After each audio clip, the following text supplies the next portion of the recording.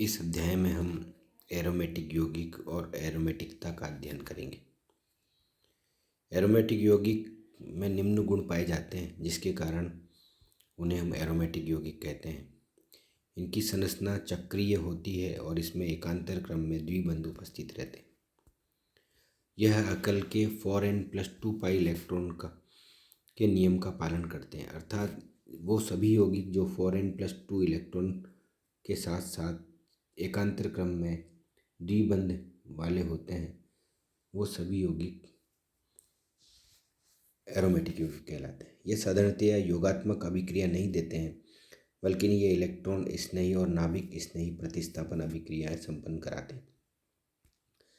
हकल के 4n+2 pi electron के नियम को समझने के लिए हम ये देखते हैं कि वे कार्बनिक यौगिक जिनकी चक्रीय संरचना में 4n+2 पाई इलेक्ट्रॉन का विस्थानीकृत तंत्र या अनुनाद उपस्थित रहता है, वे ही यौगिक एरोमेटिक यौगिक कहलाते हैं। यदि हम साइक्लोप्रोपीन की बात करें तो n बराबर 0, यहाँ पर n हम बेंजीन रिंग के आधार पर उस संरचना का n बराबर 1 रखते हैं, और इसमें साइक्लोप्रोपीन में चूँकि बेंजीन संरचना नहीं होती तो n बराबर 0 रखने पर 2 पाई इलेक्ट्रॉन का सिस्टम होता है, परंतु इसमें अनुनाद नहीं पाया जाता है, अतः ये एरोमेटिक नहीं है। जबकि साइक्लोप्रोपेनियम आयन का अध्ययन हम करें तो हम पाते हैं कि इसमें अनुनाद पाया जाता है, अतः ये एरोमेटिकता दर्शाते हैं। इसी प्रकार n बराबर 1 6 पाई इलेक्ट्रॉन के सिस्टम में बेंजीन और पिरिडीन उसके उदाहरण हैं। यदि हम साइक्लोपेंटाडाइन ऋणायन को देखें तो हम देखते हैं कि इसमें 6 पाई इलेक्ट्रॉन का अब्र भी है और यह अनुनाद में भी पाया जाता है, अतः ये एरोमेटिकता दर्शाते हैं। इसी प्रकार पिरोल, फ्यूरेन, थायोफिन ये सभी 6 पाई इलेक्ट्रॉन को दर्शाते हैं।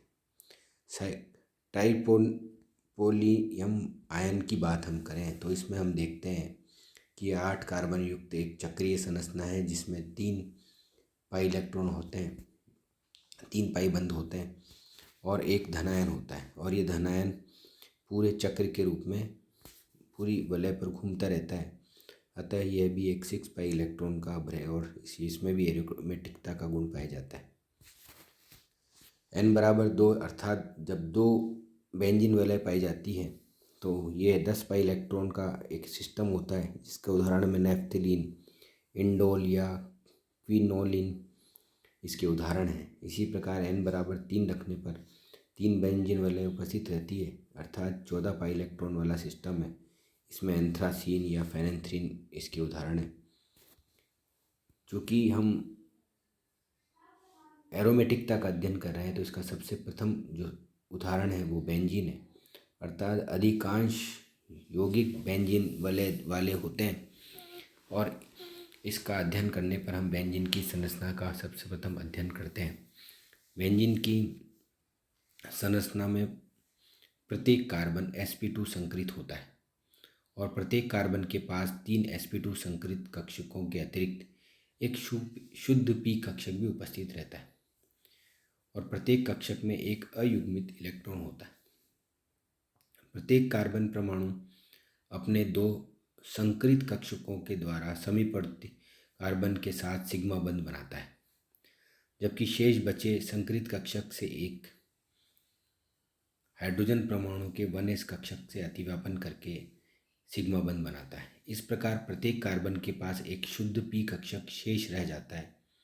ये सभी कक्षक परस्पर आंशिक अतिव्यापन करके 6 पाई इलेक्ट्रॉन का एक इलेक्ट्रॉन अभ्र निर्मित करते हैं, जो कि वलय के सभी परमाणुओं पर विस्थानीकृत रहता है। इसी कारण बेंजीन का स्थायित्व अधिक होता है। जैसा कि हम चित्र में देखते हैं, प्रत्येक कार्बन पर एक शुद्ध p कक्षक होता है और ये p कक्षक वलय के ऊपर और नीचे एक इलेक्ट्रॉन अभ्र का निर्माण करते हैं। इस प्रकार बेंजीन वलय स्थायित्व प्राप्त करती है। इसकी इलेक्ट्रॉन स्नेही प्रतिस्थापन अभिक्रिया का जब हम अध्ययन करते हैं तो हम देखते हैं कि बेंजीन वलय पर यदि हम हाइड्रोजन का प्रतिस्थापन किसी अन्य समूह द्वारा, इलेक्ट्रॉन स्नेही समूह द्वारा कर दें तो इस प्रकार की अभिक्रियाओं के दौरान एक विनलैंड मध्यवर्ती बनता है जो कि H+ आयन का त्याग करता है और प्रतिस्थापन अभिक्रिया दर्शाता है।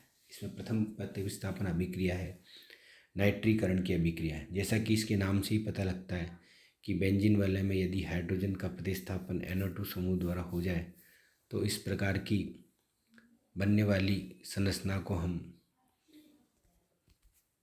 नाइट्रोबेंजीन कहते हैं और इस अभिक्रिया को नाइट्रीकरण कहते हैं। जब बेंजीन वलय पर NO2 समूह के प्रतिस्थापन की अभिक्रिया कराएं तो हमें बेंजीन की क्रिया सांद्र HNO3 व सांद्र H2SO4 से कराते हैं। सांद्र HNO3 और सांद्र H2SO4 का मिश्रण नाइट्रीकारी मिश्रण कहलाता है और इस अभिक्रिया में H2SO4 एक उत्प्रेरक के साथ साथ एक निर्जलीकारक के रूप में भी व्यवहार करता है। यदि हम बेंजीन वलय पर नाइट्रोजन सांद्र HNO3 और H2SO4 की क्रिया कराते हैं तो नाइट्रोबेंजीन बनता है। इसकी क्रियाविधि को जब हम देखते हैं तो हम देखते हैं कि सांद्र HNO3 और सांद्र H2SO4 जब आपस में क्रिया करते हैं तो NO2+ या नाइट्रोनियम आयन बनता है और एक HSO4- ऋण आयन भी बनता है। NO2+ जब बेंजीन वलय पर आक्रमण करता है तो एक विनलैंड मध्यवर्ती बनती है जो कि H+ आयन त्याग करके पुनः स्थायी अवस्था में आ जाता है और नाइट्रोबेंजीन बनाता है। अभिक्रिया के दौरान बना H+ आयन अभिक्रिया में उपस्थित HSO4- से क्रिया करके पुनः H2SO4 का निर्माण करता है। दूसरी जो अभिक्रिया है वो है सल्फोनीकरण की अभिक्रिया। बेंजीन वलय पर SO3H समूह के प्रतिस्थापन की अभिक्रिया सल्फोनीकरण अभिक्रिया कहलाती है। इस अभिक्रिया में बेंजीन को सांद्र H2SO4 के साथ क्रिया करवाते हैं जिससे बेंजीन सल्फोनिक अम्ल बनता है। इस अभिक्रिया में इलेक्ट्रॉन स्नेही के रूप में सल्फर ट्राइऑक्साइड का निर्माण होता है। जब भी हम बेंजीन वलय पर सांद्र H2SO4 की क्रिया कराते हैं तो हमें सल्फोनीकरण की अभिक्रिया होती है। इसी क्रियाविधि को जब हम अध्ययन करते हैं तो हम देखते हैं कि सांद्र H2SO4 से SO3+ H3O+ व HSO4- 3 प्रकार के उत्पाद बनते हैं। SO3 बेंजीन वलय पर आक्रमण करता है जो कि इलेक्ट्रॉन स्नेही है और यह हाइड्रोजन के प्रतिस्थापन द्वारा SO3H में परिवर्तित हो जाता है। फ्रीडल-क्राफ्ट हैलोजनीकरण अभिक्रिया। इस अभिक्रिया में बेंजीन को एल्यूमिनियम ट्राइहैलाइड की उपस्थिति में हैलोजन से क्रिया करवाते हैं जिससे हैलोबेंजीन बनता है। इस अभिक्रिया में AlCl3 हैलोजन वाहक के समान कार्य करता है और इलेक्ट्रॉन स्नेही के रूप में हेलोनियम आयन का निर्माण करता है। ये भी नाइट्रोनियम के समान ही अभिक्रिया है। जब भी हैलोजन की अभिक्रिया AlCl3 की उपस्थिति में कराते हैं तो AlCl4- प्लस हैलोजन प्लस या जिसे हेलोनियम आयन कहते हैं जो कि बेंजीन से क्रिया करके हाइड्रोजन का प्रतिस्थापन करता है और विनलैंड मध्यवर्ती द्वारा H+ आयन त्यागता है और हैलोबेंजीन बनता है। यह H+ आयन एल्यूमिनियम X4- के साथ क्रिया करके पुनः AlCl3 का निर्माण करता है। फ्रीडल-क्राफ्ट एसिडीकरण अभिक्रिया। चूँकि इसके नाम से स्पष्ट होता है कि बेंजीन में हाइड्रोजन का प्रतिस्थापन एसिल समूह द्वारा किया जाएगा। इस अभिक्रिया में बेंजीन को AlCl3 की उपस्थिति में एसिल क्लोराइड से क्रिया करवाते हैं जिससे उत्पाद के रूप में एसिल बेंजीन का निर्माण होता है। इसकी क्रियाविधि को जब हम देखते हैं तो वही AlCl4- और RCO+ का निर्माण होता है। यह RCO+ बेंजीन वलय पर नाभिक इलेक्ट्रॉन स्नेही के रूप में काम करता है और H+ आयन त्यागता है। H+ आयन पूर्व में उपस्थित AlCl4 के साथ क्रिया करके पुनः AlCl3 का निर्माण करता है। फ्रीडल-क्राफ्ट एल्किलीकरण अभिक्रिया। फ्रीडल-क्राफ्ट एल्किलीकरण की अभिक्रिया में जब भी हम देखते हैं कि जब भी कार्बन वलय बेंजीन वलय पर कार्बन सीधे जुड़ती है तो ऐसी अभिक्रियाएं एल्किलीकरण अभिक्रियाएं कहलाती हैं। इस अभिक्रियाओं को संपन्न कराने में हमें कुछ दोष भी दिखाई देते हैं। इस विधि में शुद्ध एल्किल बेंजीन प्राप्त नहीं होती है बल्कि कई प्रकार के उत्पादों का मिश्रण प्राप्त होता है। जब भी हम एल्किल हैलाइड की क्रिया AlCl3 की उपस्थिति में बेंजीन से कराते हैं तो हमें टोलुइन प्राप्त होता है और पुनः यह ऑर्थो जाइलीन और पैराजाइलीन में परिवर्तित हो जाता है।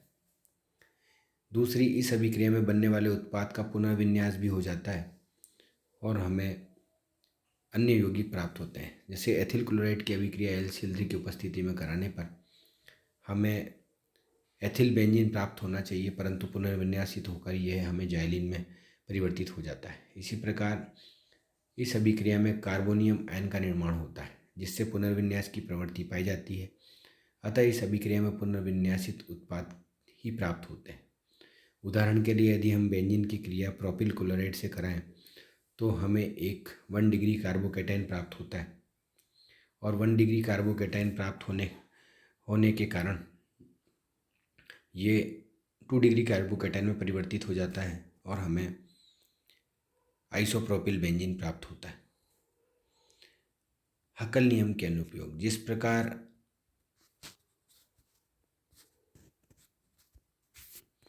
प्रकार हम देखते हैं कि किसी भी यौगिक में 4n+2 पाई इलेक्ट्रॉन पाए जाते हैं और एक पाई इलेक्ट्रॉन का अभ्र पाया जाता है, अर्थात उसमें अनुनाद भी पाया जाता है, तो वो हकल के नियम का पालन करता है। परंतु कई ऐसे यौगिक भी हैं जो नॉन बेंजोनॉइड हैं, लेकिन वो एरोमेटिकता की व्याख्या करते हैं, जिसका अध्ययन हमने इसी अध्याय में किया।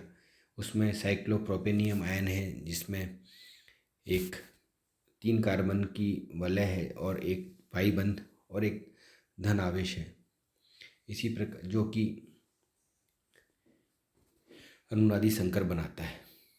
एमओ सिद्धांत के आधार पर जब हम इस संरचना के स्थायित्व को समझाते हैं तो हम देखते हैं कि एक कार्बन परमाणु पर रिक्त पी कक्षक 2 कार्बन परमाणु के अयुग्मित इलेक्ट्रॉन वाले पीजेड कक्षक परस्पर अतिव्यापन करके 2 इलेक्ट्रॉन वाला एक बंध आणविक कक्षक बना लेते हैं, जिसे संलग्न संरचना द्वारा प्रदर्शित कर सकते हैं।